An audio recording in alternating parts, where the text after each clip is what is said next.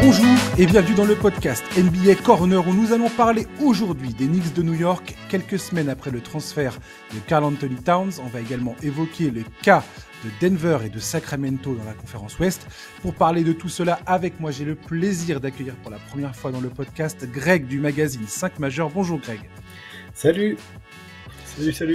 Ravi que tu sois là Greg. Moi aussi, très content de participer au podcast. Ça fait un moment qu'on s'était dit, tiens, ça serait marrant que tu passes. Ouais, finalement, on n'arrivait jamais. Moi, j'ai mon agenda, je gère ça. Bref, là, on a enfin trouvé un créneau. Je suis ravi que tu sois là. 5 majeurs, un magazine de cœur pour moi.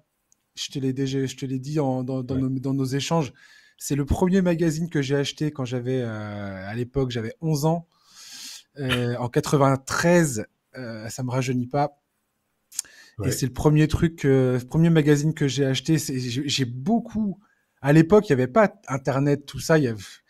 Comme je l'ai dit souvent dans ce podcast, je regardais le Minitel, je regardais les résultats sur le Minitel et je lisais ce que je pouvais. Je me souviens sur le Minitel, il n'y avait pas beaucoup de trucs. J'avais regardé des matchs également sur France Télévisions. À l'époque, France Télé avait quelques matchs. Et voilà, 5 majeurs, mondial basket. Je lisais ça. J'allais chez le marchand de journaux, je me souviens, et parfois je squattais le rayon pour mater à max le truc quand je pouvais pas acheter les magazines, bref. Donc je vais te poser les questions qu'on pose aux premiers invités du podcast. Je voulais savoir déjà comment, Greg, tu es devenu fan de NBA. Comment ça s'est passé pour toi ? Ça s'est passé, d'abord j'étais fan de basket tout simplement, que j'étais fan de sport et de basket. J'aimais bien regarder, parce que moi je suis un peu plus âgé que toi, je suis de 1975. Donc le basket à la télé, c'était sur Antenne 2, je crois, Antenne 2, les matchs du championnat de France que j'aimais bien regarder. Ouais, moi aussi, je regardais ça aussi. Sur FR3 et Antenne 2, ils diffusaient pas mal. Et j'avais eu la chance brièvement de voir des premiers matchs quand Canal+ s'est lancé et quand ils se sont mis à diffuser les matchs des Knicks au tout début. Ouais. J'en avais vu quelques-uns, donc c'était ma première histoire un peu avec le basket américain. Mais au début, c'était vraiment le basket français avec les derbies entre Limoges et Orthez, puis pour Orthez, les matchs de Villeurbanne. Moi, j'adorais un joueur, que je considère encore aujourd'hui comme mon GOAT dans le basket français, c'est Hervé Dubuisson. Donc, je suis arrivé au basket comme ça. Et puis après, forcément, quand on grandit, on devient ado et que la NBA commence à pointer le bout de son nez en France, je suis allé complètement dedans, quoi. Tout de suite.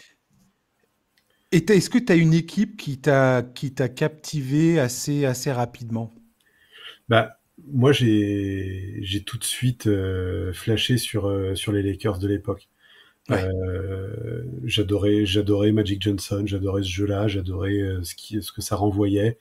Et puis j'ai vu un reportage qui m'a vraiment marqué.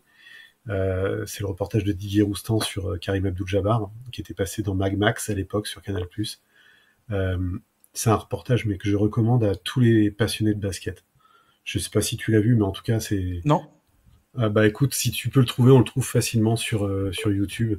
Et moi, c'est un reportage qui m'a marqué et qui m'a encore plus incité à aimer cette franchise, en fait. Même si je sais que c'est la franchise de LA, c'est la franchise où on peut avoir n'importe quel joueur quand on veut vraiment l'avoir et tout. Mais moi, c'est cette équipe-là qui m'a branché quand j'ai commencé à suivre la NBA. Et puis aujourd'hui, maintenant, mon métier est d'écrire sur la NBA. J'essaie de pas avoir d'équipe favorite, mais bon, dans mes équipes de cœur, t'as les Lakers et puis les Hornets, parce que les Hornets, dans le début des années 90, toi qui as commencé à t'intéresser au basket à cette période-là, les Hornets, c'était la franchise qui savait faire du marketing, qui savait vendre ses maillots et qui avait un truc en plus, quoi. Ouais, Larry Johnson, Alonzo Mourning, Muggsy Bogues, c'était le trio qui faisait rêver les enfants, ça c'est sûr. Voilà. Et ouais, carrément, ouais, c'est des franchises qui... Pour la petite histoire des Lakers, quand ils sont venus à Bercy pour le Ouais. Le dernier tour d'honneur de Magic Johnson à l'époque, hein, on le savait pas, mais Mm. on y était. Oui, Voilà. c'était le tournoi McDonald's, c'est ça? Exact. L'Open McDonald's, ouais. L'Open McDonald's, c'est Ouais. ça, ouais. Ça a eu lieu, effectivement. Ouais, ouais effectivement, le jeu des Lakers était. Magic Johnson, c'est. Moi, je me souviens d'avoir eu la VHS du documentaire sur Magic Johnson. Ouais. Je mettais toutes les. Enfin, à un moment, j'ai collectionné toutes les VHS qui parlaient de basket.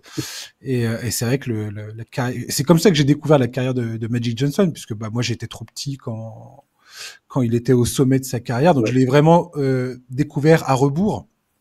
En plongeant dans le passé. En fait, quand j'ai commencé à devenir fan, j'ai commencé à m'intéresser aussi à l'histoire de la ligue parce que Ouais. quand t'es jeune et que t'as pas internet à l'époque, bah tu vas grappiller toutes les informations que tu peux trouver et le C'est ça. moindre truc, tu le prends et tu t'en empares quoi. Bien Et sûr. effectivement, Magic Johnson, Larry Bird, c'était vraiment les stars des années 80 et il existait pas mal d'écrits euh, à Ouais. disposition à l'époque. Donc c'est les premiers trucs que j'ai trouvé quoi. Ouais, mais moi je te comprends parce que même en étant un peu plus âgé, le fait de se prendre de passion pour la NBA m'a donné envie de connaître cette histoire, de connaître les anciens joueurs, les performances, les Hmm. équipes, la Ligue ABA, tout ça. Je me rappelle que quand j'ai passé mon bac, donc c'était en 93, j'avais option basket, j'avais pris option basket, et il y avait un exposé à faire dessus. Il y avait la partie pratique, donc sur le terrain, et la partie théorique avec un exposé. Mon exposé, c'était sur les Lakers. Voilà, c'était ça Ah, c'était cool le bac qui à m'avait l'époque. vraiment marqué à l'époque. Mais Ouais. curieux. Ouais, non, mais c'est une option pour essayer d'avoir quelques points en plus, quoi. Mais donc c'était intéressant, ouais. Mais ouais, les Lakers, ça m'a vraiment marqué. Après, moi, j'ai j'ai eu la chance de faire un premier voyage aux États-Unis, j'avais 15 ans, et là, j'ai découvert tout le sport américain et notamment mon autre passion pour le basket, pour les cartes de basket. Donc, Ah ouais. ouais, à l'époque, j'ai craqué une première fois et puis ça m'a jamais quitté. Je voulais savoir, depuis quand tu travailles chez 5 Majeurs? Franchement, je trouve ça mortel comme taf.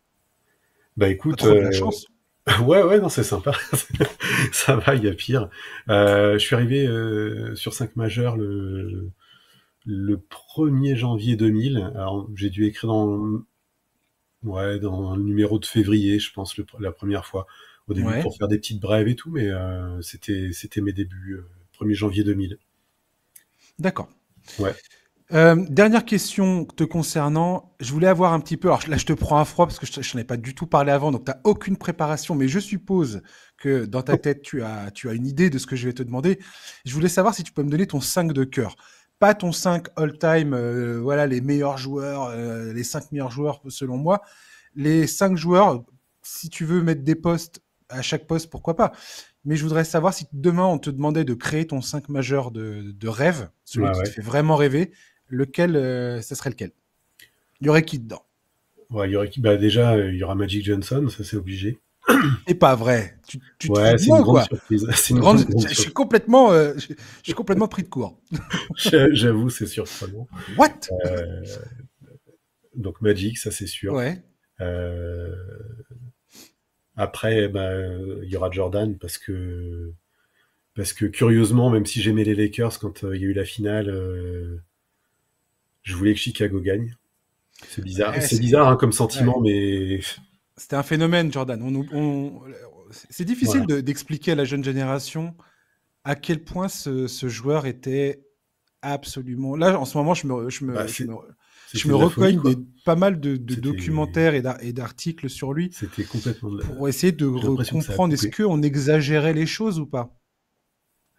Et, euh, et il me semble pas du tout que c'était le cas en fait. Quand tu retrouves le truc, en fait, plus je regarde le truc, plus je me dis c'est complètement dingo en fait. Non, mais Jordan, c'était de la folie pure, tout simplement, de Folie la pure, folie ouais. pure. C'est moi quand il y a eu cette finale, cette première finale contre les Lakers.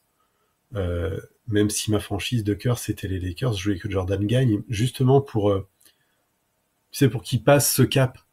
Ouais, bien sûr. parce que parce que c'est au final c'est une belle histoire. Les années précédentes, il se fait taper par les Pistons. Mm. On se dit jamais il gagnera. Et puis vu le joueur que c'était, il fallait qu'il ait au moins un titre, au moins un. Bon, c'est bien, il en a eu plus, mais mais au final, cette finale contre les Lakers, ouais. Donc Jordan en poste 2, ça c'est sûr. Mhm. Euh, après, après, j'ai envie de te dire que je mettrais bien, je vais rester dans ce type d'année-là, je mettrais bien Larry Bird, Ouais. parce que pour moi, Magic Johnson ne peut pas être séparé de Larry Bird, et Ouais, le roi, vice-versa. le roi du trash talking, Larry Bird. Je Voilà, pense qu'il met tout le monde à l'amende pour peu que tu t'intéresses à comment il se comportait sur le terrain avec les autres. c'est C'était un clair. bully, Larry Bird. Mais il y a de telles anecdotes sur le C'est trash fou. talking de Larry Bird, c'est génial, quoi. Grave. C'est absolument génial. Donc, ouais, Larry Bird que je mettrais, tu vois, je mettrais au poste 3, même D'accord. s'il peut jouer, il pourrait jouer un peu plus à l'intérieur, mais je le mettrais en poste 3, ça me plairait bien. Après, après on arriverait vers les postes intérieurs. Euh, alors d'abord, il sera pas dans le 5, mais juste en remplaçant de Larry Bird, je mettrais Hervé Dubuisson parce que J'adore. voilà. J'adore. J'adore. J'adore. J'adore. C'est le meilleur 5 majeur. Je veux même pas savoir qui est le cinquième. Le fait que tu me sortes Hervé Dubuisson, c'est bon. Tu m'as conquis. Ouais, ouais.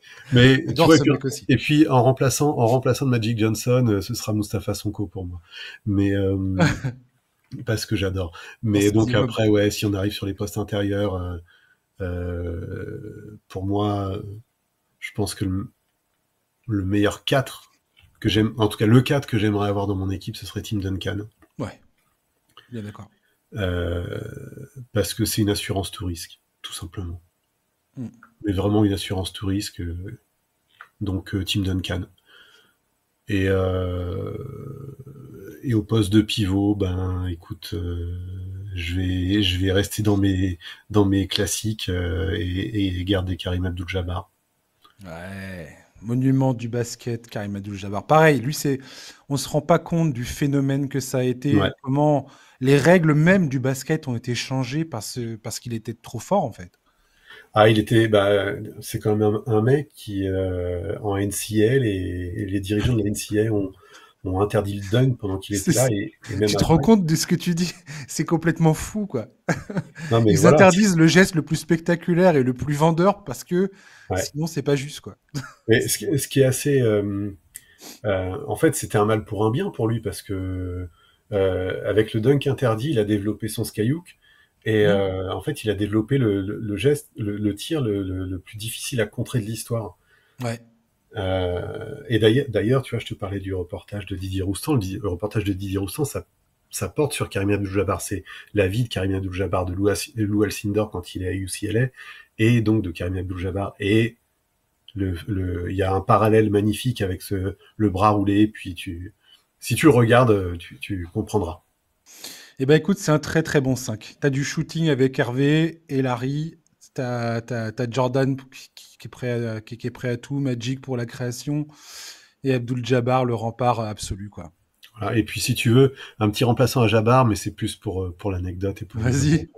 peu. C'est Greg Kite parce que il s'appelle Greg et que c'est le premier Greg que j'ai connu en NBA, Greg Kite. Donc voilà, il sait mettre des points, il sait donner des coups de coude, ça Il peut y a un toujours mec qui servir. s'appelle comme moi. Ok, Voilà. très bien. On va passer à l'actualité. Je voulais commencer avec Chris Paul qui en début de semaine est passé devant Jason Kidd au classement des meilleurs passeurs de l'histoire de la NBA. Aujourd'hui, historiquement, ils sont trois à afficher plus de 12 000 passes décisives en carrière. Donc, il y a Chris Paul, bien évidemment, Jason Kidd et John Stockton. Détail amusant, ces trois joueurs dominent également le classement du nombre d'interceptions en carrière. Chris Paul est à 34 interceptions derrière Jason Kidd. Le plus drôle, c'est le fait que John Stockton, dans les deux cas, paraît totalement intouchable. Il a 3265 interceptions en carrière. Kidd, derrière lui, en a 2684. Donc autant dire que que même si Chris Paul dépasse Kidd, il est encore largement très loin de John Stockton. Et Stockton a 15 806 passes décisives dans sa carrière, soit 3000 passes de plus, enfin, soit plus de 3000 passes devant son poursuivant, Chris Paul. Donc maintenant, voilà. Donc, et j'ai remarqué un truc, Greg, c'est que sur Internet, et sur les réseaux sociaux, il y a certains qui se sont lancés dans une analyse qui demande il y a une espèce de travail de groupe pour essayer de prouver que les stats de Jordan à l'époque étaient gonflés artificiellement par les tables de marque. Et apparemment, il y en a qui demandent à ce que les mêmes analyses soient faites concernant John Stockton parce qu'il n'arrive pas à croire que ce joueur puisse avoir autant de passes décisives et autant d'interceptions et qu'il soit aussi loin devant toute la concurrence. Et ils disent c'est pas possible qu'on n'ait pas été arnaqué, quoi. Et je trouve ça génial que ces joueurs créent ce genre de sentiment où tu te dis c'est pas possible. Et bah si, en fait. Si, c'est possible. Et puis autant, allez, je pourrais te dire que je pourrais éventuellement comprendre qu'on remette un peu en cause les 100 points de Wilt Chamberlain. Moi, je le fais pas parce que pour moi, j'y crois à 100%. Mais je sais on connaît l'histoire de Wilt Chamberlain. Même Wilt Chamberlain en a parlé en disant qu'il était mal à l'aise vis-à-vis de ce match, qu'il y avait un forcing absolu pour le faire scorer le plus possible et qu'à la fin, ça devenait grotesque. En fait, ce match a été une parodie de basket et que lui-même avait confié s'être ressenti mal par rapport à tout ça. Maintenant, ça existe, c'est dans l'histoire et puis c'est comme ça. Mais c'est comme ça. En fait, l'histoire de ce match est absolument fascinante de ce match de Wilt. Non, mais c'est fascinant. Mais tu vois, c'est pour ça que je dis, je pourrais éventuellement comprendre qu'on remette en cause ces 100 points. Même si je trouve ça plutôt stupide d'agir comme ça. Par contre, quand on met en cause les passes décisives de John Stockton, alors que la plupart des matchs de John Stockton sont visibles, donc c'est simple, hein, tu prouves très simplement comment Stockton a pu faire autant de passes. Ceux qui connaissent pas l'histoire de cette période-là savent que Stockton, en plus d'être un passeur hors pair, en plus d'être un mec qui interceptait des ballons, en plus d'être un mec qui savait donner des coups de coude quand il fallait, en douce, sans passer la voix. C'était un coquin, ce petit John Stockton. Ah ouais. C'était un coquin. Il fallait pas le chauffer. John Stockton, entre 1984, date de son année d'arrivée en NBA, et 2003, il a fait 1504 matchs. C'est une moyenne de 79 matchs par saison. Ce mec ne ratait jamais un seul match. Voilà. T'imagines, 79 matchs par saison. Non, mais c'est... Ouais. Voilà. Donc après, ils avaient, le Jazz à l'époque avait un jeu qui était, je vais pas dire simple, mais le duo Stockton-Malone, c'est, je sais pas, sur les 15 000... les 15 806 assists de Stockton, t'en as sans doute la moitié qui vont vers Karl Malone. Je sais que le compte a été fait, mais je me rappelle plus du chiffre exact. Mais t'en as au moins la moitié. Tu me donnes envie de regarder maintenant, merde. Ah bah oui, il faut regarder parce que c'est toujours intéressant. C'est toujours très intéressant de savoir. Mais Stockton Malone, c'était un duo exceptionnel.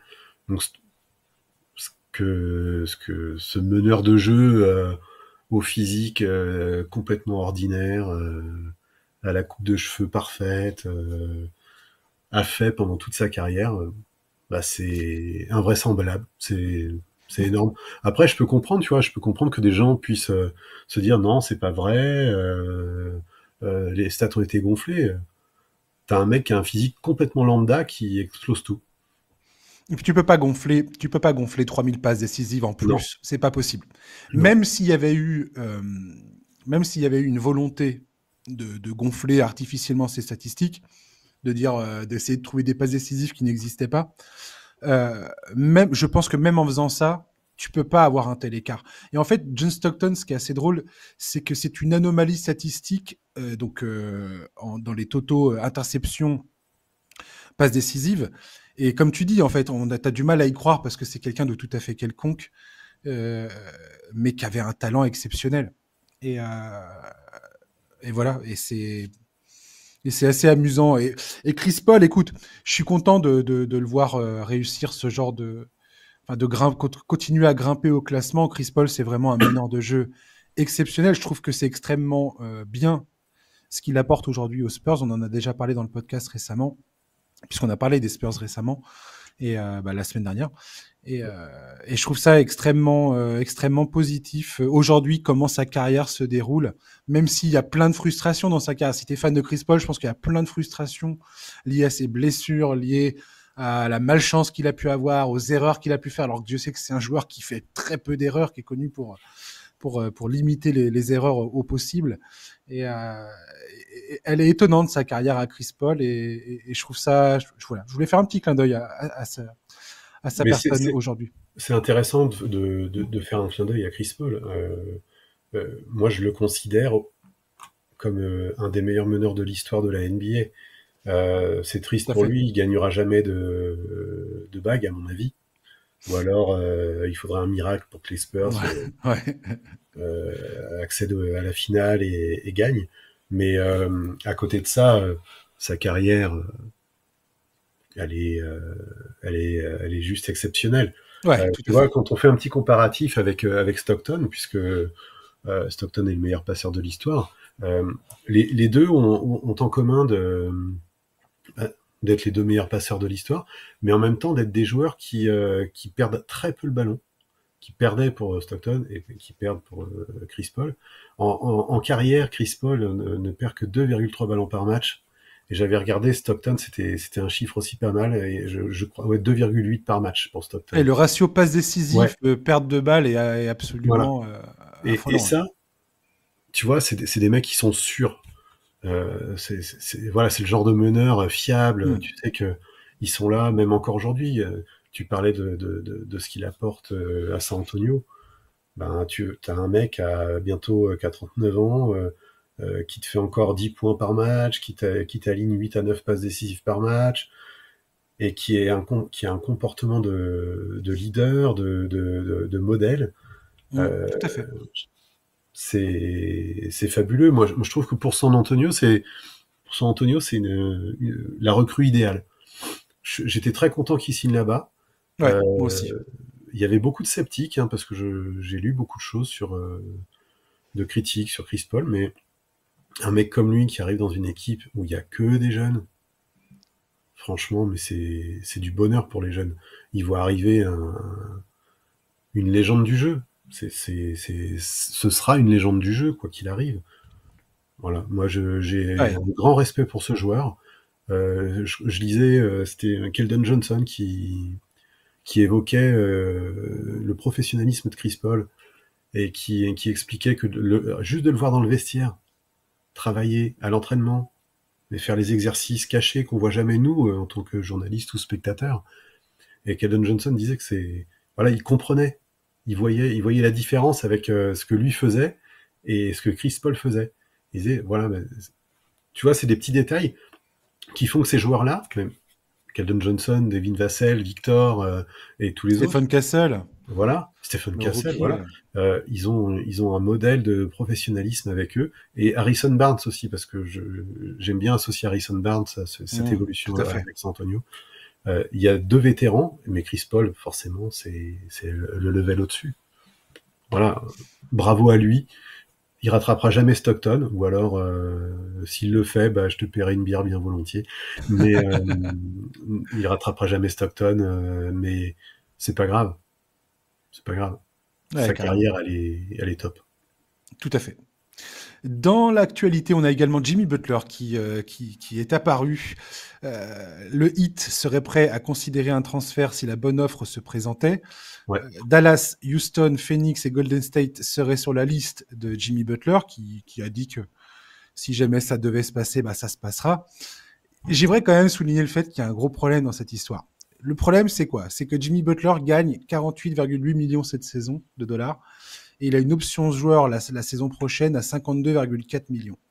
exact. Si on part du principe que Miami, dans n'importe quel scénario où ils transfèrent Jimmy Butler, vont également demander des pics de draft, clairement, la liste qu'il a donnée, je vois pas du tout qui partirait en échange de Jimmy Butler et, et qui a les pics de draft aujourd'hui. Alors, Houston a des pics de draft, par exemple, Golden State a des pics de draft, mais le sacrifice qu'il faudrait faire pour faire venir Jimmy Butler serait énorme. C'est par exemple, je regardais ça tout à l'heure avec un ami concernant les Warriors, par exemple. Si tu veux faire venir Jimmy Butler aux Warriors, pour faire matcher les salaires, ce que tu es obligé de faire absolument dans la nouvelle convention collective, c'est tu te Ouais. débarrasses grosso modo d'Andrew Wiggins et de Draymond Green. Donc ça n'a aucun sens. Qu'est-ce que tu vas faire venir Jimmy Butler si c'est pour te saigner de deux joueurs qui sont ultra importants pour l'objectif à atteindre. Donc il faut toujours voir ça quand on parle voilà, Jimmy Butler a envie d'être transféré. Ah, on aimerait bien le voir à Dallas, à Houston. Ok, soit, mais contre qui et comment tu fais ça financièrement? Parce qu'aujourd'hui, tu es obligé d'avoir quasiment le même montant qui arrive et qui repart en termes de salaire, quoi. Et franchement, je vois pas comment ça va se passer cette situation côté Butler et Miami. Qu'est-ce que t'en penses, toi, Greg, de cette situation? Déjà, alors bon, je connais le discours des agents, mais l'agent de Butler a totalement démenti cette information. Donc ça, c'est une première chose. Il a le droit de démentir, il a le droit de mentir. Donc L'information est sortie. Elle circule et c'est quelqu'un qui a sorti oui, oui, l'information. Donc, quoi qu'il arrive, il voilà. peut démentir tout ce qu'il veut. Il peut démentir ce qu'il veut. L'information est partie de quelque part. C'est Quoi Sham qu'il en Charania soit. d'ESPN qui a lancé le truc. Oui, mais Shams a Euh, toujours des bonnes infos, mais des voilà, fois, Shams, clairement, il y a quelqu'un de solide et qui a été recoupé. C'est pour ça qu'il sort l'info, sinon il ne l'aurait pas sorti. bien sûr. De toute façon, que l'agent démente, ça change rien au problème. Si Miami veut transférer Butler, il ne me semble pas que dans son contrat, il y ait une no trade clause. Donc, s'ils veulent le trade, ils le feront. Ça, c'est la première des choses. Tu suis l'actualité de la NBA, tu sais bien que Pat Riley a été quand même assez dur dans ses mots sur Jimmy Tout à Butler à la fait. fin de la saison dernière. Je pense que Pat Riley en a ras le bol de Butler, tout simplement. Euh, Parce qu'il paye un joueur très cher qui au final n'est pas là dans les moments où il doit être là. Parce qu'il est souvent blessé, malheureusement. C'est un super joueur, hein, Butler, hein, franchement. Ah oui, ça Mais, c'est sûr, ouais. mais ces dernières saisons, physiquement, c'est dur. Et la saison passée, à la fin de saison, il parlait beaucoup et il n'était pas sur le terrain. Donc, si tu veux, à un moment, je pense que Pat Riley, faut pas lui faire, quoi. Ouais, complètement, ouais. Voilà. Et en Mais même temps, je après, pense qu'il a conscience de la qualité ah oui, intrinsèque qu'a Jimmy Butler et l'importance qu'il a dans cet effectif, bah oui, puisqu'il l'a prouvé on ne peut mieux pendant ce parcours absolument incroyable en playoff en 2023. bien sûr. Euh, Maintenant, bon, effectivement, Miami, c'est compliqué, Miami, aujourd'hui. Bah, c'est compliqué, mais c'est vrai que, comme tu le disais, vu le salaire de Butler, va trouver une équipe qui peut vraiment mettre quelque chose sur la table. Après, on peut établir des scénarios. Euh, à Houston, ils peuvent très bien dire, on arrête l'expérience Van Vliet et puis on l'échange avec Butler. Et là, t'as Van Vliet qui a 42 millions et t'as Ouais, pas grand-chose à rajouter derrière, quoi. t'as pas grand-chose à rajouter derrière, ouais. Après, Mais Houston, je vois même pas pourquoi ils feraient ça. Et ils ont dit que logiquement, leur souci à eux, ça serait de trouver, si jamais ils devaient faire un move, ça serait de trouver un joueur qui colle à peu près bien sûr, comment dire, à l'âge de leur star, quoi. Enfin, de leur joueur, de leur noyau de joueurs, c'est-à-dire Amen Thompson, Tari Eason, Şengün et Jalen Green. Donc, oui, oui, mais de toute façon, ils n'ont pas intérêt à procéder à un tel transfert. Ils sont tout deuxième à de la fait. conférence Ouest. Qu'est-ce qu'ils vont casser un équilibre aujourd'hui alors Ah oui, que il y a aucune raison de le voilà. faire. À Après, t'as moins qu'il y ait une Phoenix. offre absolument incroyable qui se présente, qui est mise sur la table par je ne sais quelle équipe, je vois pas quoi. Après, t'as Phoenix. Phoenix, ils ont si dans la tête des dirigeants de Miami, ils veulent se débarrasser vraiment de Butler, quitte à mettre de côté un petit peu la saison, ben, t'as Miami et t'as Bradley Beal, hein. Voilà. Ah, mais Bradley Beal, je crois qu'il a encore sa no trade clause dans son contrat. C'est vrai, mais après moi je suis un peu utopique des fois, donc j'exagère Faudrait que Bill peut-être. soit mécontent, quoi. Qu'il ait Je, envie de partir, je veux dire. je pense qu'il serait pas mécontent de retourner dans la conférence Est et de se retrouver au soleil à Miami. Mais voilà, À voir. mais Bradley Beal On collerait. verra bien ce qui va se passer, ouais. Qu'est-ce que Bradley Beal collerait avec Miami alors que il y a quand même du monde au poste, qu'il y a Tyler Hero qui est là, qui fait une super saison. Ouais, ouais. Parce que je disais Miami, c'est compliqué. Mine de rien, avec cette conférence S qui est quand même assez bizarre, Ils sont cinquièmes, hein. ils sont cinquièmes. Ils sont cinquièmes, ils sont qualifiés pour les playoffs pour l'instant. Ils Voilà. sont sur une série de 3 victoires. C'est 7 victoires, 3 défaites sur les 10 derniers matchs. C'est plutôt. Ça roule, ils sont en train de se mettre en jambes, Miami. Donc Puis ça se c'est passe, pas. quoi. Je sais que Pat Riley est capable. En plus, je pense que c'est sa dernière saison. Pat Riley, il me semble. Je pense qu'il va quand même raccrocher. Euh, Pat Riley est capable de se lancer dans une quête pour avoir un dernier titre.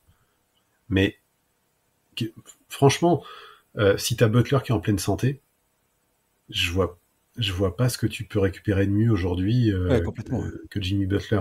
Parce que t'as quand même un groupe qui se connaît, qui joue pas mal, t'as un coaching staff qui est exceptionnel, et puis t'as un Tyler Hero qui est enfin en train de montrer vraiment son vrai niveau et il est régulier.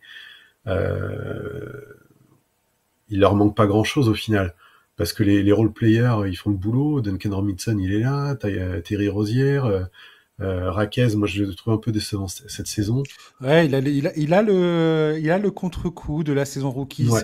Il y a plein de jeunes joueurs comme ça. Ils peuvent faire des saisons rookies assez prometteuses. Et puis, des fois, la seconde saison, c'est plus compliqué. Ça arrive souvent, malheureusement.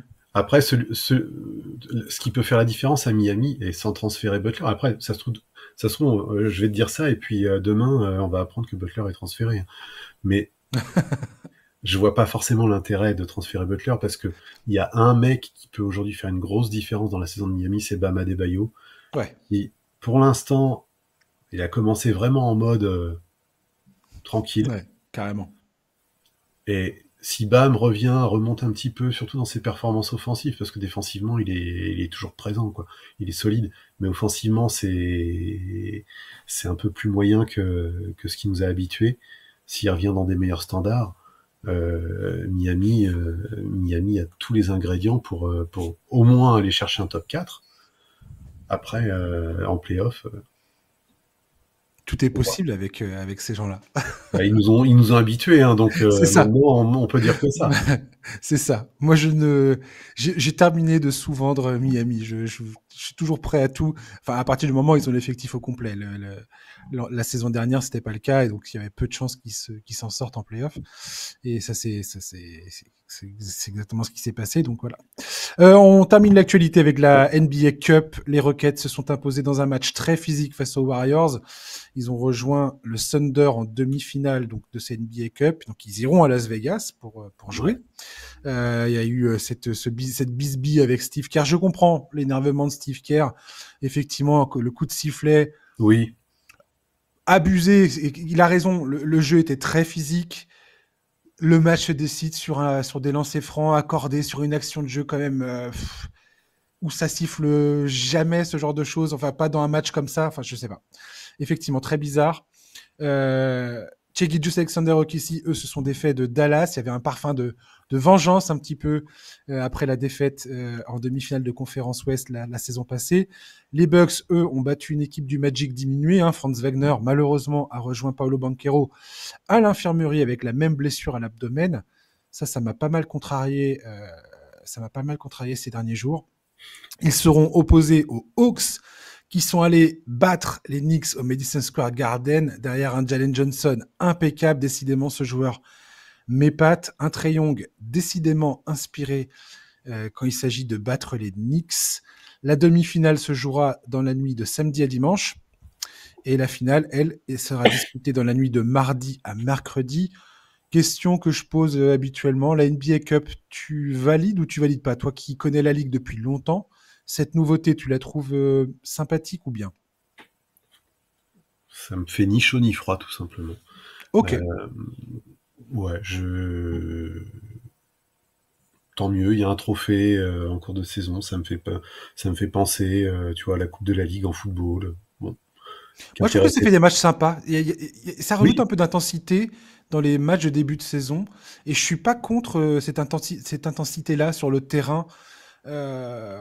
J'aime bien l'engagement ouais, que non, ça mais apporte. c'est vrai que j'ai vu les Hawks là contre les Knicks. Les Warriors aussi, oui, oui, t'en as parlé tout à l'heure, mais c'était, ouais, t'as raison. Au niveau de l'intensité, je peux pas te dire le contraire. Je pense effectivement qu'il n'y aurait pas eu un enjeu, on n'aurait peut-être pas forcément eu des matchs avec une telle intensité. Donc, non, sur ce point-là, je suis d'accord avec toi. Je suis d'accord avec toi. Après, je pense qu'il faut qu'elle s'installe. Est-ce qu'elle va s'installer sur la durée? Ça, c'est une autre histoire. C'est une nouvelle compétition, donc Ouais. faut prendre le temps faut qu'elle écrive son histoire en fait. Tant qu'il Euh, y aura des sponsors, ça va continuer, t'inquiète. Tant qu'il y aura des sponsors, parce que les audiences visiblement, d'après ce que j'ai lu, sont pas forcément au rendez-vous. Ouais. Mais après, il Bah, faut ça va être voir. jugé sur la partie Las Vegas, j'ai Voilà, l'impression. C'est là que ça voilà, va être le plus, le révélateur va se passer à ce moment-là, je pense. voilà. Ce week-end Mais et mercredi. au niveau de l'audience, tu vois, quand tu as une compétition et que tu te retrouves finalement sans les Lakers, c'est pas pour parler d'eux, mais sans les Lakers, sans les Celtics. Je pense qu'au niveau de ton audience, ça peut influencer les choses. Mm. Quand tu te retrouves, c'est pas pour dire du mal d'Atlanta, mais quand tu te retrouves avec Attention, Atlanta. hein. Non, non, non, je dis pas de mal d'Atlanta parce que, C'est mes chouchous de la saison, Atlanta, donc tu ouais, touches mais pas à Atlanta, d'accord? je les ai regardés jouer pas mal de fois cette saison justement, Moi et je aussi, trouve beaucoup que, plus que j'aurais jamais cru. ouais, et je trouve que c'est une équipe qui est très intéressante à regarder, qui a plein d'atouts. Et ouais, qui apporte quelque chose d'assez excitant, mais non, c'est pas vendeur aujourd'hui, si tu veux. Pour des sponsors télé, pour des gens qui vont regarder à la télé les matchs, ben, les gens préfèrent. Mais c'est pas Sont vendeur tous... pourquoi? Parce que moi, je trouve que le jeu qu'ils proposent, les Hawks, est... Non, mais quand je dis c'est pas vendeur, c'est juste le nom, en fait. Ah oui. Voilà. Quand tu regardes ton programme, entre guillemets, ton programme télé, je sais, ça fait années 80, t'avais les programmes papier, mais quand tu Parce regardes que ce qu'il y a. ça joue bien, Atlanta. Franchement, le match face aux Ouais. Knicks l'année dernière, c'est très très bien. Et la défense, quand je vois Dyson Daniels mettre verrouiller Jalen Brunson Ah, mais sur le carrément. terrain, quand je vois Clint Capella prendre et Okongu dominer le rebond, quand je vois Jalen Johnson et DeAndre Hunter planter des tirs pas possibles, créer du jeu, Bogdanovic, tout ça, ça joue bien au Ah, basket, ça hein. joue, hein. Ça joue très très bien Atlanta. Franchement, le Quinn Snyder, on a fait tout un podcast la semaine dernière là-dessus, donc je vais pas repartir sur les Hawks. Mais voilà. On va parler des Knicks si tu veux bien. Là. On va enchaîner sur les Knicks. Ouais. Parce que les Knicks, après une mise en route compliquée, et c'était prévisible, on a l'impression qu'ils sont en train de trouver leur rythme au fur et à mesure que la saison avance. Les nouveaux venus, que sont Karl Anthony Towns et Michael Bridges, gagnent en familiarité avec le reste de l'effectif, ça se ressent. La défense n'est pas encore assez solide pour éviter quelques mauvaises surprises, comme la défaite récemment face aux Pistons. Mais les Knicks, assez bizarrement, au bout du premier quart de la saison, affichent la meilleure attaque de la ligue, ce qui est assez surprenant à mon sens. Ils possèdent les atouts nécessaires pour régler la balance défensivement. Je pense notamment au retour annoncé de Mitchell Robinson en janvier qui devrait rééquilibrer un petit peu les défaillances au rebond et dans la protection de la raquette, là où souffre Karl Anthony Towns notamment. Greg, je voulais savoir un petit peu ce que tu pensais des arrivées de Towns et de Bridges. On en avait parlé, nous, hein, dans le podcast en début de saison. On avait dit, là, clairement, les Knicks, ils sont all-in pour jouer le titre, hein, clairement.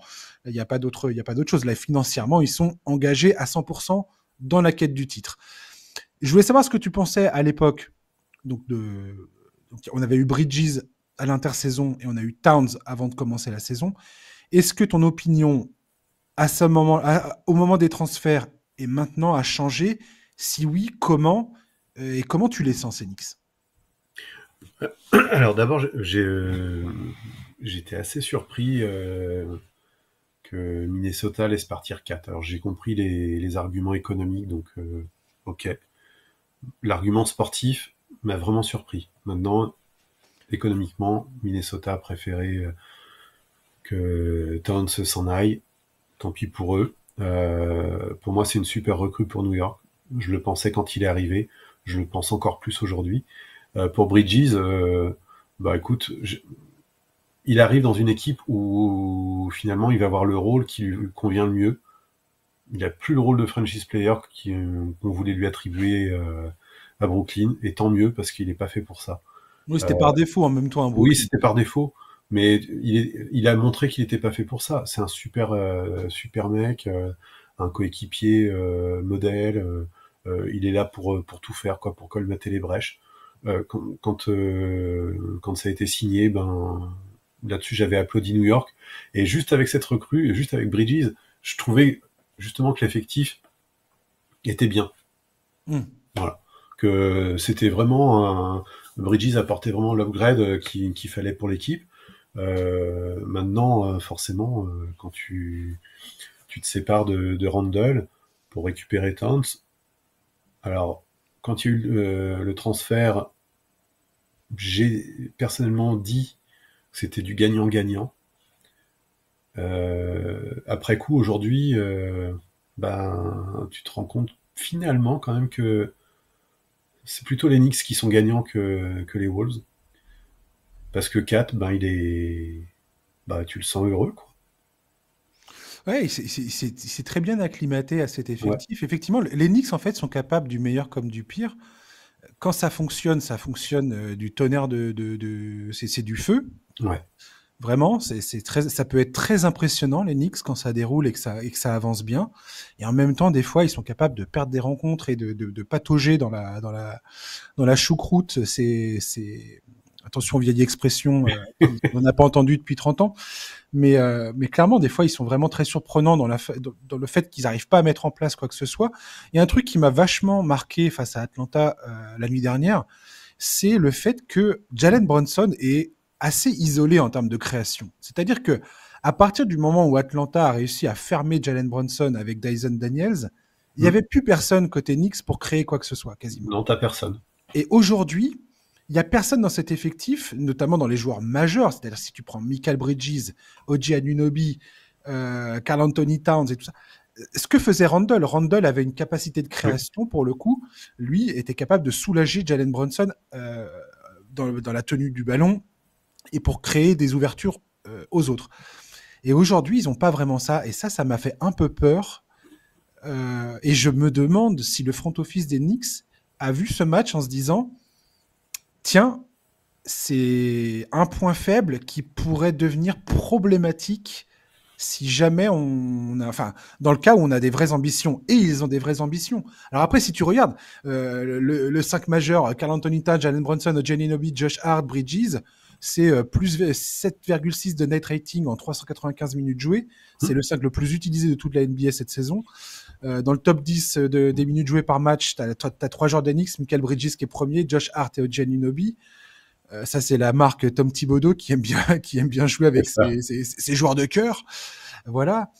Euh, je disais tout à l'heure, les problèmes potentiels au rebond et la défense du cercle, tu peux te dire qu'avec Mitchell Robinson, ça peut répondre. Precious Achuya également revient et C'est sa ça. présence va être bénéfique en termes défensifs. Moi, bizarrement, c'est plus la création qui m'a inquiété hier soir face à Atlanta. Parce que, comme je disais tout à l'heure, les Knicks, offensivement, c'est la meilleure attaque de la ligue. Mais alors, dès qu'ils ont verrouillé Brunson, ça cafouillait sévère côté New York, quoi. Bah, il leur manque un autre créateur. C'est simple, hein. Mais Brunson, c'est quand même pas très souvent qu'on arrive à le loquer T'as raison. comme il a été loqué par Daniels. Dyson Daniels, hein, moi c'est mon gros coup de cœur de la saison pour l'instant, hein, je tiens à le préciser. Je t'ai dit, les C'est Hawks, c'est de la bombe. Ouais, ouais, ouais, c'est top. C'est un super joueur. Donc En défense, il est vraiment excellent. Des mecs qui défendent comme lui aujourd'hui en NBA, il y en a pas des masses. Et Bronson, c'est quand même assez rare qu'il passe à côté ou qu'il soit vraiment bloqué comme il a pu être bloqué contre Atlanta. Mais il leur manque un deuxième créateur, ça c'est indéniable. Randall, comme tu le disais, il avait cette capacité à prendre la balle, à créer des choses. C'est un choix, hein. Ils ont fait le choix Ouais, tout à d'avoir du fait. spacing avec Kat. Ils l'ont, parce que franchement, la saison qu'il est en train de faire, c'est génial. Ouais, il a des Euh, perfs impressionnantes. ouais, mais je sais pas si t'as dû le lire, mais t'as quand même plusieurs voix qui commencent à s'élever pour dire que s'il y a un joueur d'Enix qui doit être dans la conversation cette année pour le titre de MVP, c'est Towns et pas Brunson. Tout à Donc, fait, ouais. tu te rends compte que la présence de Kat change énormément de choses à New York. Il faut quand même mettre en avant, moi je trouve, le travail de Thibodeau. Alors, je m'éloigne du débat sur la création, mais le travail de Thibodeau euh, par rapport à l'intégration de Towns, par rapport à l'intégration de Bridges aussi, moi je trouve qu'il a fait un super boulot parce que c'était mon petit doute par rapport à Towns, c'était Mm. comment ça va se passer avec le coach. Parce que franchement, quand ils étaient tous les deux à Minnesota, c'était pas l'amour fou. Bon, il était plus jeune, le Towns, mais c'était pas l'amour fou. Donc là, tu arrives dans une équipe avec un ancien coach avec qui, sportivement, c'était plutôt bof bof. Et finalement, Thibodeau, il a accepté de changer quelque chose dans sa stratégie. Il a accepté d'avoir une machine qui attaque, qui attaque, qui attaque, alors lui, il est réputé pour son jeu défensif. C'est là où tu as Ouais, tout un paradoxe. complètement. Donc l'absence de création, de toute façon ils peuvent pas faire autrement aujourd'hui. Donc hormis un transfert avant le mois de février, ou s'il y a des joueurs coupés juste après, je vois pas ce qu'ils peuvent changer. Il faut juste qu'ils continuent à jouer comme ils sont en train de le faire.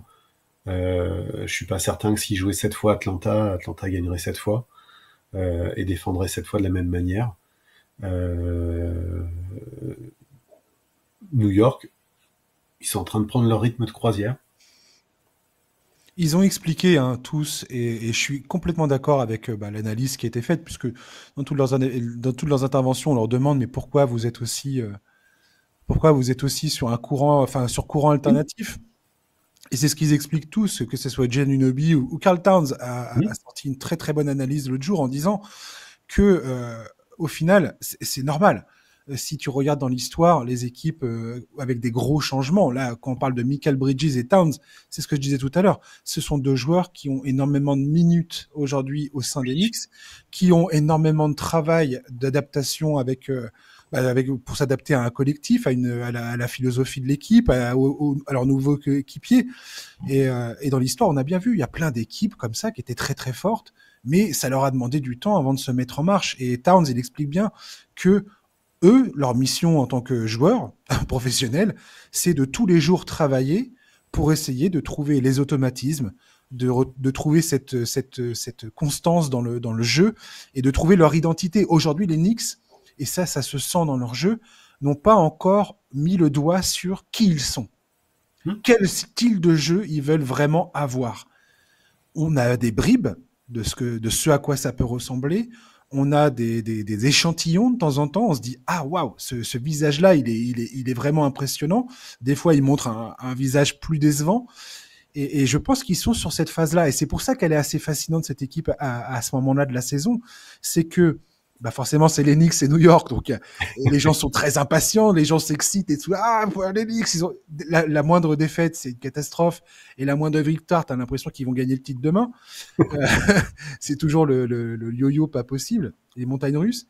Mais j'aime bien le fait que, au sein de l'effectif, ils ont tous conscience que c'est un travail de longue haleine, et ils sont concentrés vers cet objectif-là. Et je trouve ça rassurant.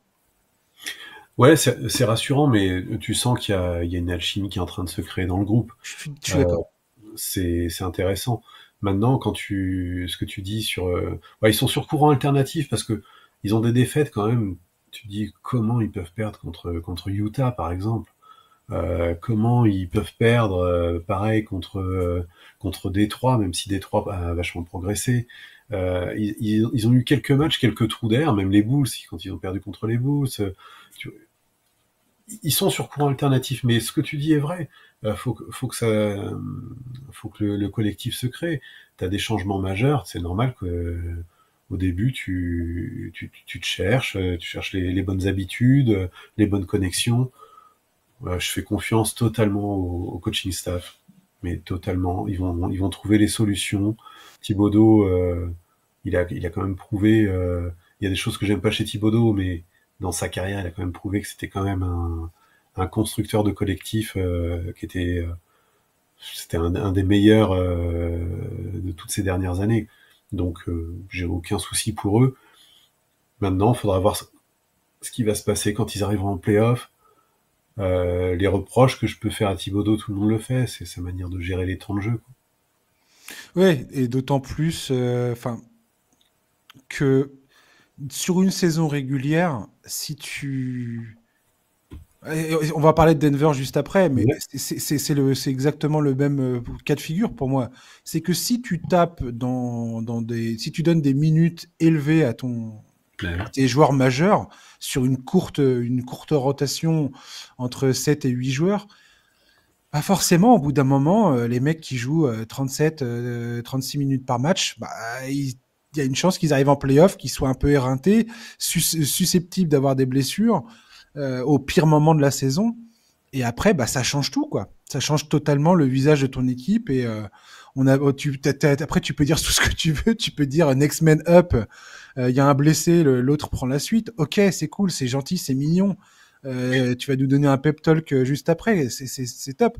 Mais s'il te manque un joueur majeur, s'il te manque OJ Anunoby ou je ne sais quel joueur indispensable dans ta rotation, tu t'iras pas taper les Boston et ainsi de suite, quoi. Tu iras pas battre ces équipes-là, clairement. ah non, ça c'est clair. Bon.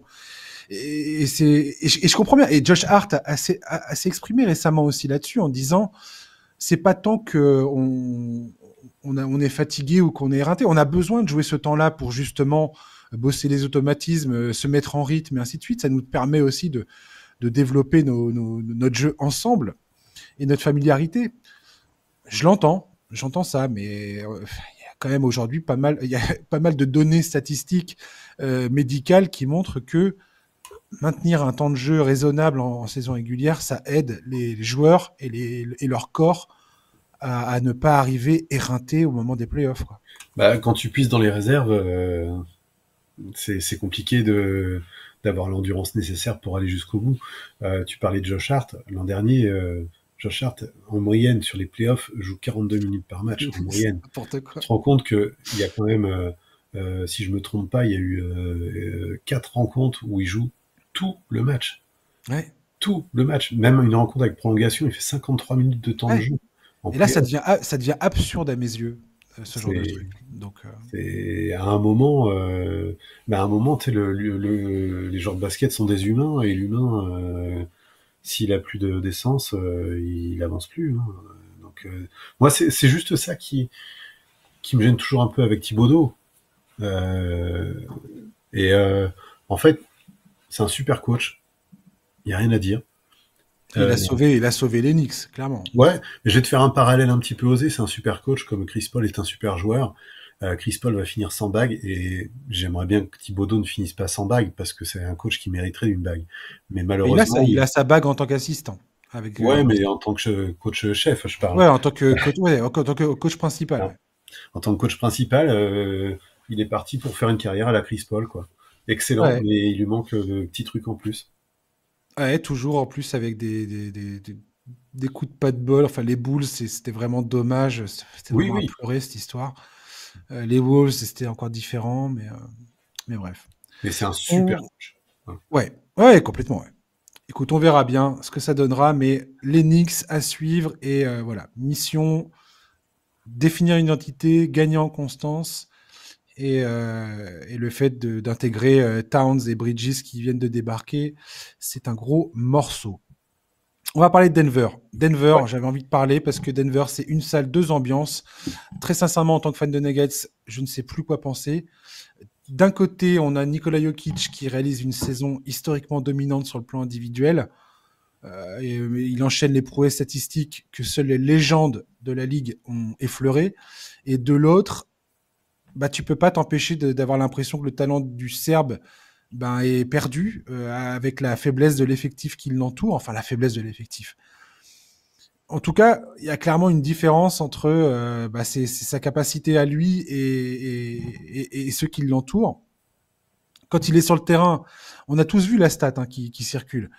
Denver est digne d'être considéré comme une des meilleures équipes de la ligue. Je crois qu'ils ont une attaque historiquement forte quand il est sur le terrain.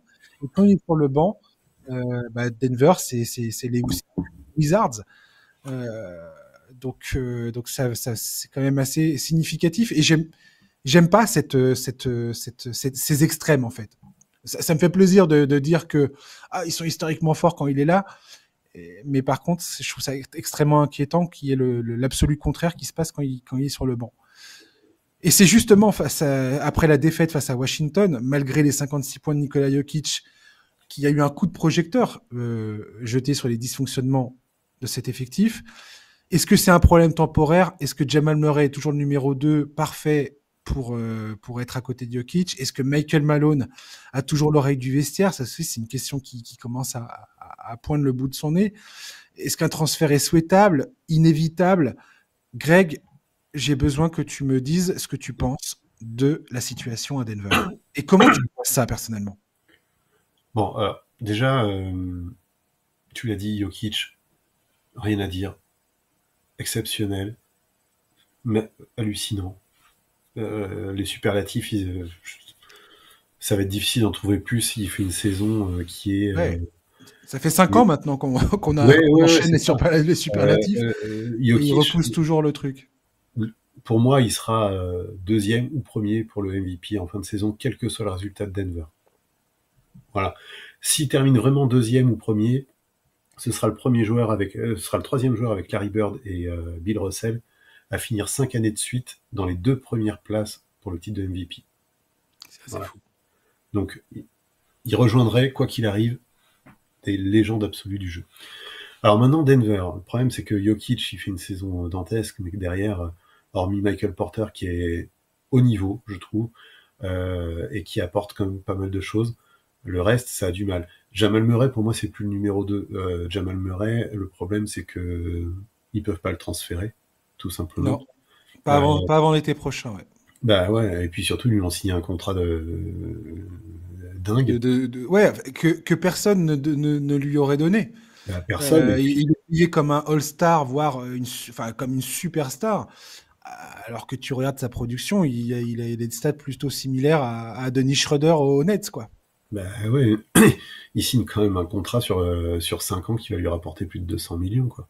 Non, mais faut se dire que là, le front office, il a, en tout cas, à mes yeux, après, j'ai pas je suis pas dans les secrets, mais pour moi, c'est une connerie monumentale.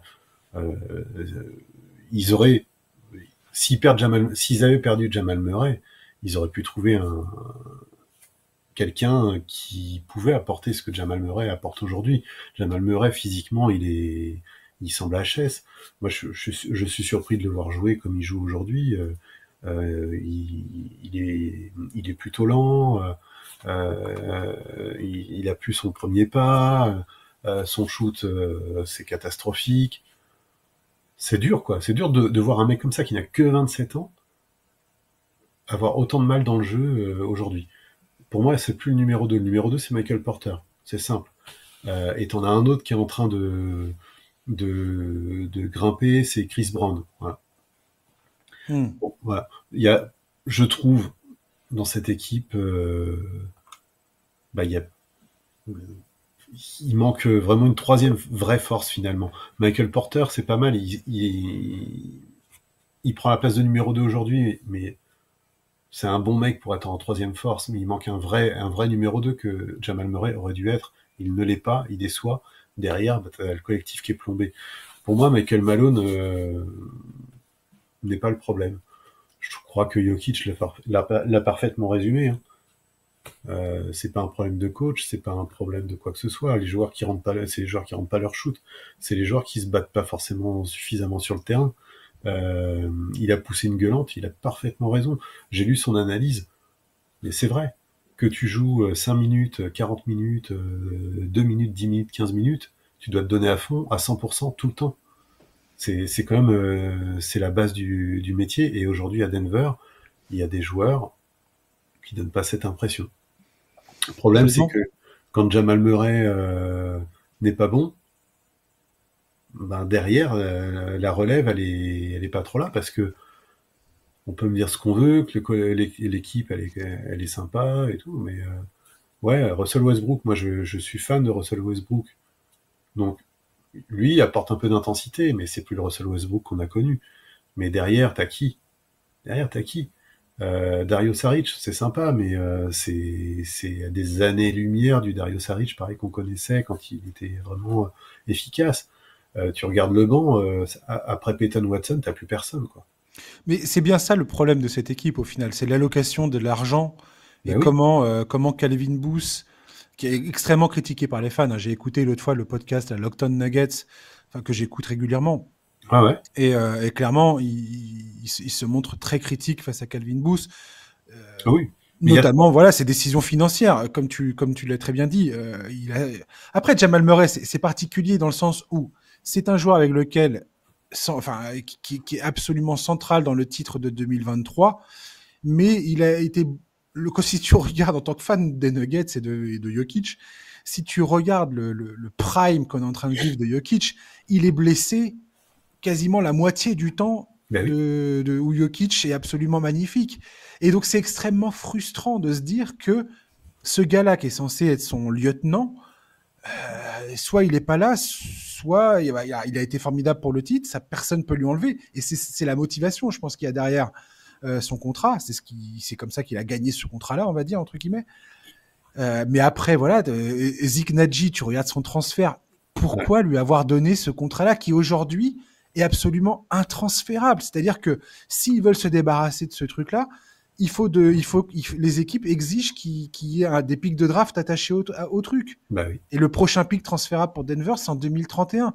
Donc tu es en train de vendre définitivement ton avenir pour essuyer une bêtise que tu as faite. Dario Saric, c'est pareil. Personne ne les a forcés à lui filer le contrat qu'on lui a donné à voilà. l'intersaison. Non mais voilà, Dario Saric, tu le signes pas, tu pouvais trouver un autre gars. Et en plus, c'est pour finir par faire jouer DeAndre Jordan. ouais. Donc Non enfin, mais je veux dire, c'est, on marche sur la tête et tout ça est extrêmement mal foutu, mal pensé. Et pourtant, il y a du positif.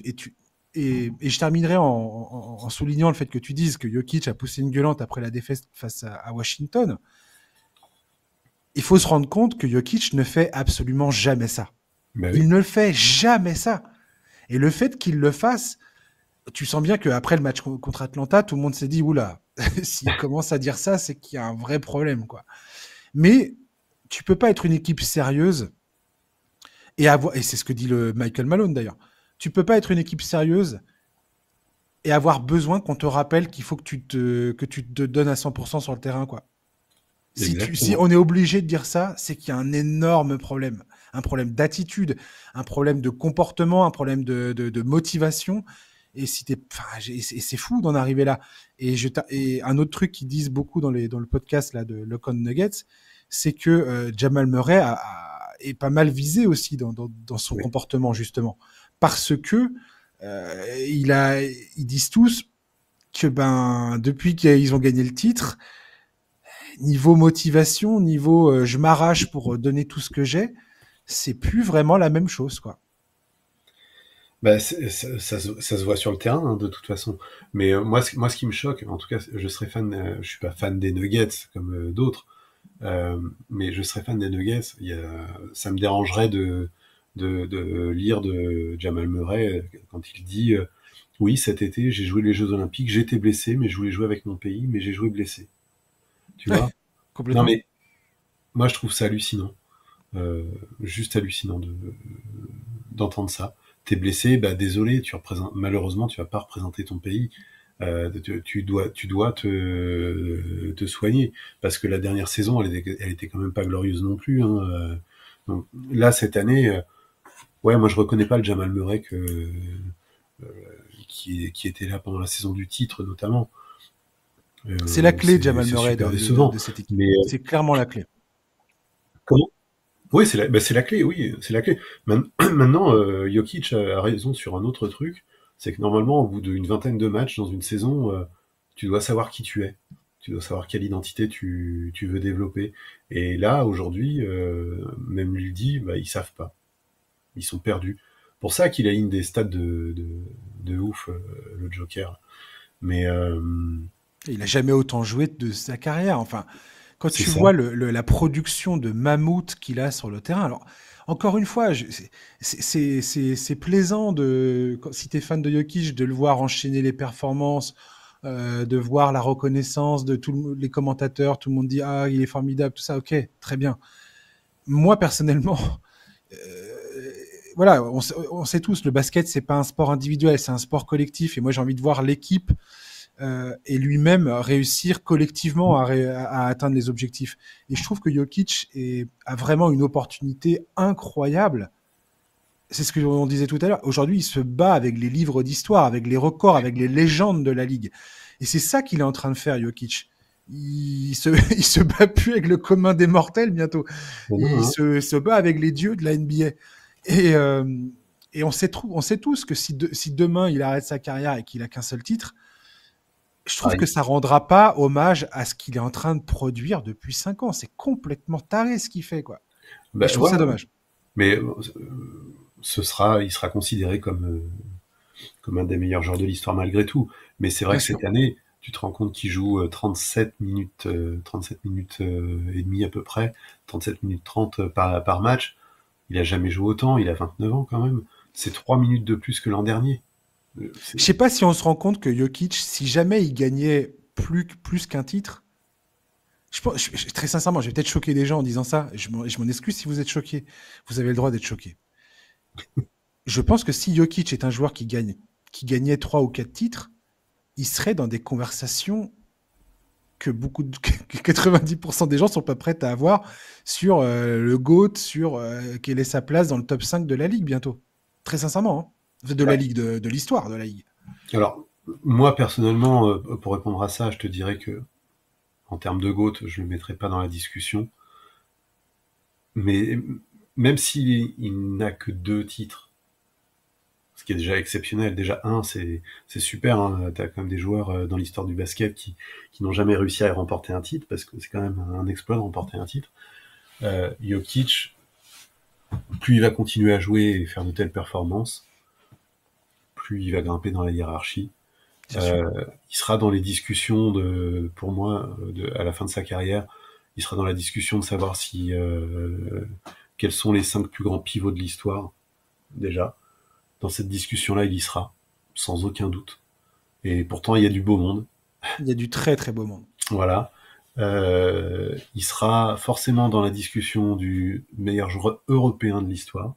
Ça, là-dessus, avec Giannis, Dirk, j'espère Wemby. Je mets pas Tony, mais Tony, aujourd'hui, pourrait être dans cette discussion, mais il va être mangé déjà par Giannis et par Jokic. Donc ça, ce sera une bonne discussion. Après, dans le GOAT ultime, là, faudrait vraiment qu'il aille chercher encore 3-4 titres en plus, quoi. Ouais, ça se passera pas. Ouais. Ça se passera pas. Je vois Et, pas et comment là, ça peut vu se passer. l'état, vu l'état des Nuggets, Ouais. j'ai des petits doutes. J'en ai aussi. On va terminer ce podcast avec les Sacramento Kings. La belle Ouais. saison de 2022-2023 conclue par un premier tour ultra compétitif face aux Warriors s'éloigne de plus en plus dans nos mémoires et dans le cœur des fans des Kings. Malgré le recrutement de DeMar DeRozan à l'intersaison, Sacramento éprouve les pires difficultés à lancer sa saison. C'est un peu, j'ai un peu envie de dire que c'est la même histoire que les Knicks. On parle un peu d'une équipe qui a du mal à trouver son identité, à intégrer les nouveaux. Voilà, collectivement, si tu regardes, hein, ils sont 6e en attaque, 13e en défense. c'est pas dégueulasse. Et pourtant, si tu regardes le classement, ils sont actuellement hors du play-in dans la conférence Ouest avec un bilan négatif de 12 victoires, 13 défaites au moment où on enregistre ce podcast. Mike Brown continue de trouver des solutions, notamment avec la récente titularisation de Malik Monk pour essayer de donner un coup de fouet à leur attaque. Et ça a plutôt bien fonctionné. Pour l'instant, les premiers signes sont assez encourageants.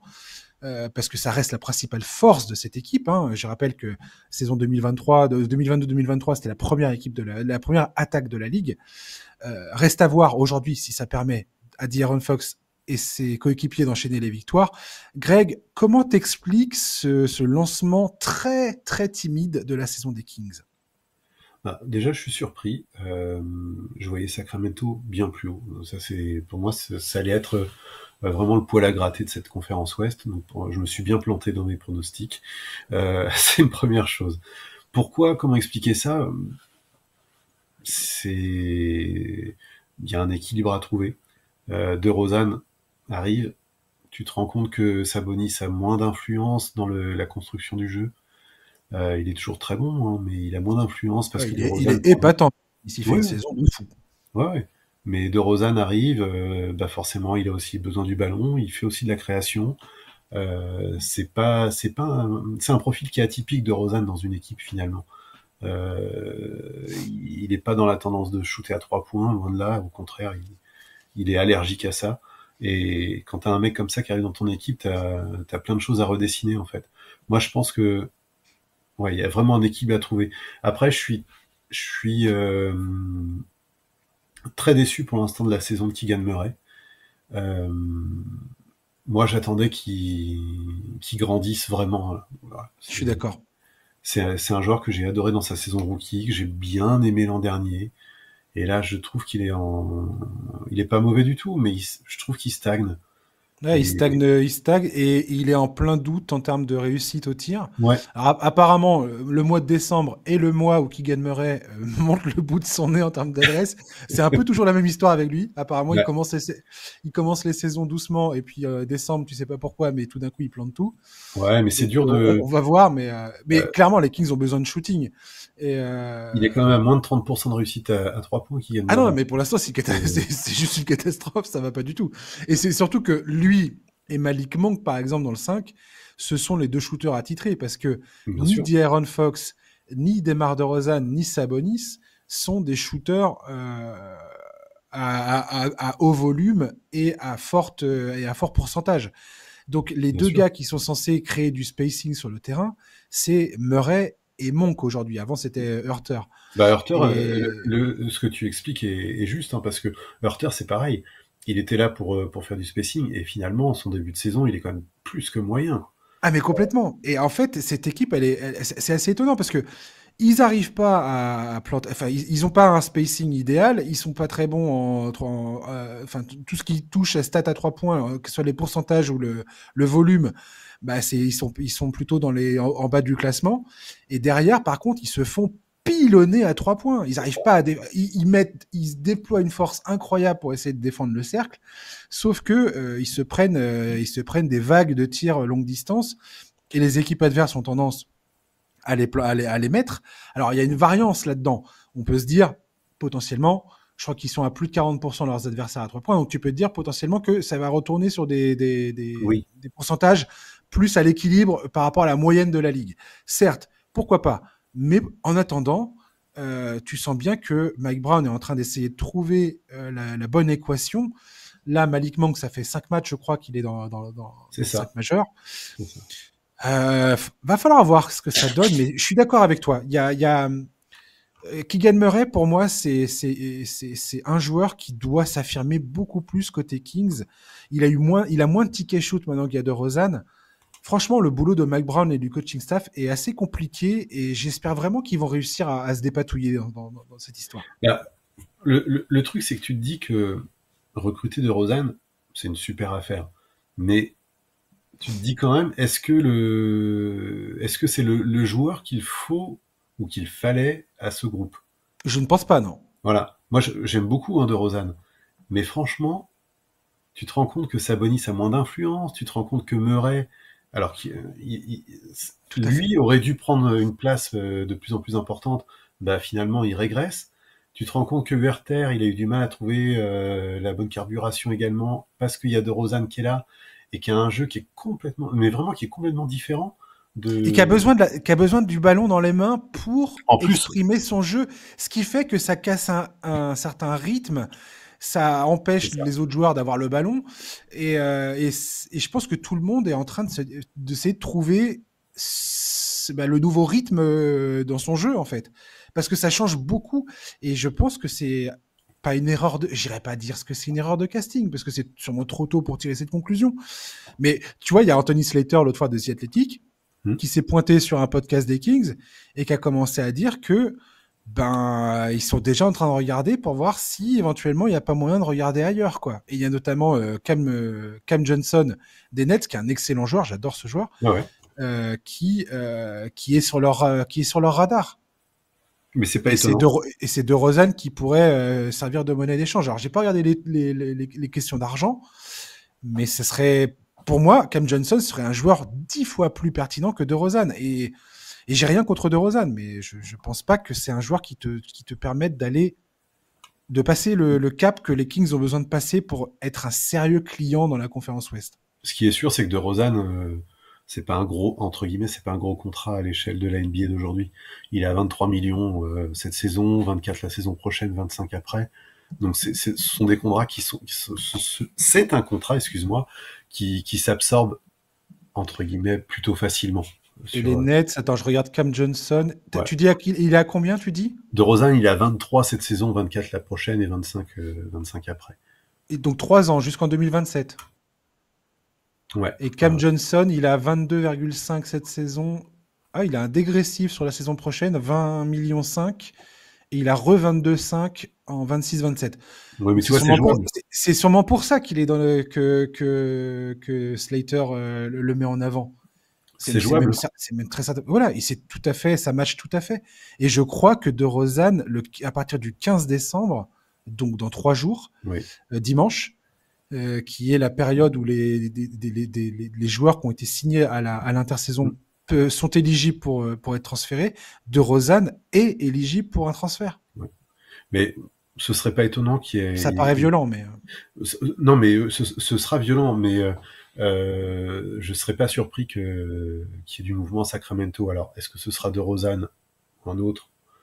Mais aujourd'hui, dans l'équilibre du collectif, je trouve ça compliqué. Pourtant, il fait une belle saison De Rozan, hein. Franchement, il est régulier, il fait ce qu'il a à faire. Mais je trouve c'est que pas un problème individuel, c'est pas un problème non, non. c'est pas un problème de Rozan lui tout seul, c'est le sens qu'il a pour moi dans cette équipe. Ouais. Par contre, je suis très content que Malik Monk soit dans le 5. Voilà, ça, je suis très très content. Ouais. C'est Sabonis, je crois, qui a dit ah il était temps. Et Ouais. j'étais en train de me dire, t'as sympa pour Ouais. sympa pour Kevin Hurter. Non, je suis Ok, très content. merci beaucoup. Il est loin d'être parfait, Malik Monk, mais j'adore ce qu'il dégage comme énergie. Quel parcours ce joueur, quel changement enfin il a explosé ces dernières années. Mais en fait, il est C'est assez super magnifique. régulier dans sa progression en NBA. Ouais. Si tu regardes un peu, tu vois, il est arrivé à Charlotte, et en fait, depuis sa saison rookie, c'était 2017-2018. Euh, il a constamment sa moyenne de points, hein, je parle, parce qu'après les autres Ouais, moyennes, ouais. mais sur sa moyenne de points, elle est constamment en progression. Chaque saison, c'est en progrès. Ça veut dire que là, il est en train de terminer sa 8e saison de progression offensive. C'est bien, il s'adapte. Et s'il reste dans le 5, à mon avis, il va continuer de voir ses stats grimper. Euh, 26 ans, il est pas dans son, il tape à la porte de son prime. ouais, il arrive à son prime. Il a montré déjà l'an dernier que il savait aussi se débrouiller pas mal balle en main, faire des passes, Tout à fait. être plus polyvalent que d'être juste un simple dynamiteur de Scoreur, ouais, ouais, ouais. défense, un simple dunker. Hein, son surnom, tu le connais, c'est The God of Dunk. Donc voilà, c'est un joueur spectaculaire qui a de l'électricité dans les jambes. Moi, j'adore. Le programme des Kings à venir, ils ont les Pelicans dans la nuit de jeudi à vendredi. Et Ils donc, ont plutôt intérêt à gagner.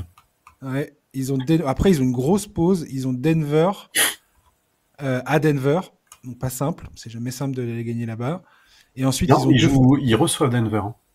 Ah oui, t'as raison, oui. Ils reçoivent Denver. Et ensuite, ils ont 2 matchs à domicile. Ah, ils ont une grosse période à domicile. Denver, 2 fois les Lakers, les Pacers, Détroit, et encore les Lakers, décidément.